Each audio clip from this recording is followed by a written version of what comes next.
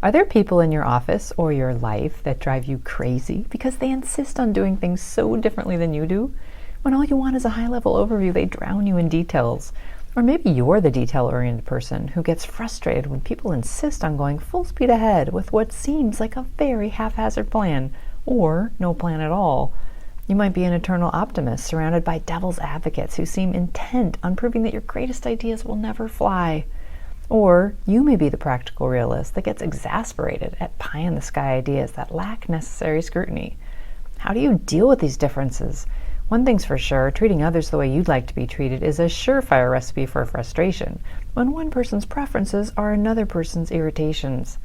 But what if there were a way to better understand people's differing styles and to leverage them, so that instead of frustration there was appreciation, collaboration, and synergy? Here's a framework that'll give you a leg up on improving relationships with the most important people in your life, both at work and at home. If you gathered a group of people together to work on a project, some of them would be very concerned about what needs to get done, how success will be measured, and who will do what.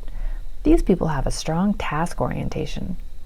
Others would be more interested in how the project impacts people and whether their interests are represented. They'd also want to make sure people in the group have the necessary skills and experience. These folks have a strong people orientation.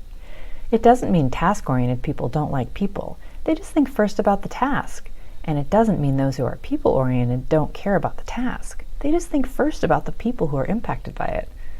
There's another continuum we can overlay onto the first one, introversion versus extroversion. Most people think of extroverts as outgoing and introverts as more shy and reserved. This is true as it relates to people. It's a question of where the energy goes first. Extroverted people direct their energy outward to start. As that relates to people, they tend to talk more than they listen, often before they give much thought to what they're going to say. In the DISC behavioral style model, this is indicative of the I style, which stands for influence. Introverted people direct their energy inward first. As it relates to people, they're more inclined to listen before they talk, and they want to think about what they're going to say before they say it. In the DISC behavioral style model, this is indicative of the S style, which stands for steadiness. Extroversion and introversion can also relate to task. When energy is directed outwardly toward a task, which is extroversion, it leads people to be intensely results-oriented, wanting to jump into action, often before they've planned or considered the environment. In the DISC behavioral style model, this is indicative of the D style, which stands for dominance. When we're dealing with tasks, energy directed inward, or introversion, leads people to want to plan and prepare, research, polish, and perfect before taking action or putting something out in the world. In the DISC behavioral style model, this is indicative of the C style, which stands for compliance. We all have a little bit of each behavioral style within us. Most of us have more of one style than others. Often, people on opposite ends of any spectrum will find it difficult to understand or relate to each other. As an example, task-oriented people can get irritated when others shift their focus from the task to spend time making sure people feel included or having a good experience.